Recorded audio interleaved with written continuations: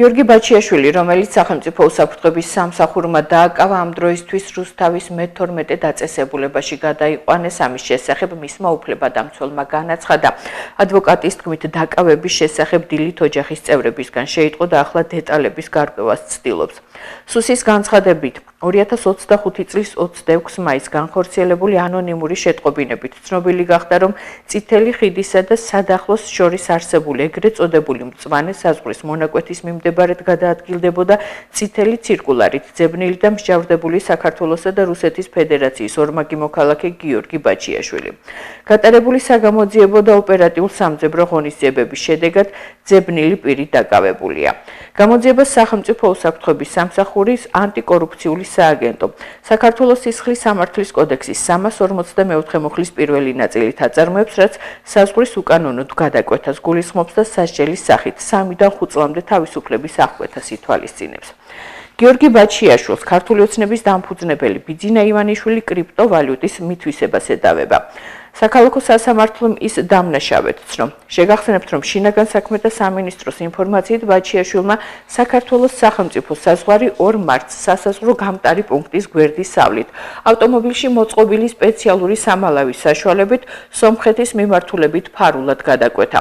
ხოლო აღნიშნულის შემდეგ სომხეთის სასაზღვრო გამშვებ პუნქტში თავის სახელზე გაცემული რუსეთის ფედერაციის მოქალაქეობის დამადასტურებელი სხვა პასპორტი წარადგინა, რის შედეგადაც გაიარა საზღვარი. ბაჩიაშვილის დაკავებას პრემიერ-მინისტრი გამოეხმაურა.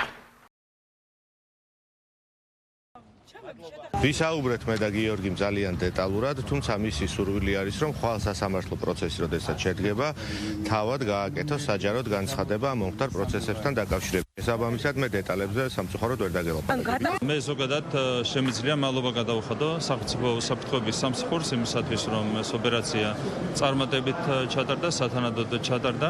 რა თქმა უნდა, ძალიან მნიშვნელოვანია ყველა მიმართულებით სამართლის უზენაესობის უზრუნველყოფა, სამართლის აღსრულება, კანონის აღსრულება და ბუნებრივია სამართალდამცავი ორგანოები არიან ამაზე პასუხისმგებელი. ბევრი კითხვა არ დაისვას, მარტივად გვასწრაფობთ, რომ ვერც ერთ დეტალზე მე ვერ გაგცემთ პასუხს, შეიძლება რაღაც ვიცოდე, რაღაც არ ვიცოდე.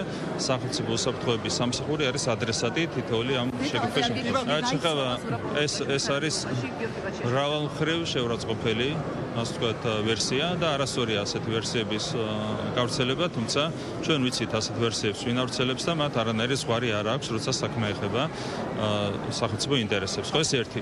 მეორე, რაც შეეხება ზურაბ პოლოლიკაშვილს, მე განმარტე რა იყო მისი კანდიდატურის მოხსნის მიზეზი და ამას არაფერთან არ ქონია სხვა რამესთან შემხებლობა. მიზეზი იყო ის, რომ მან შეურაცხყოფა მიაყენა სახელმწიფოს. რა შუაში აქვს რაიმე სხვა დეტალი.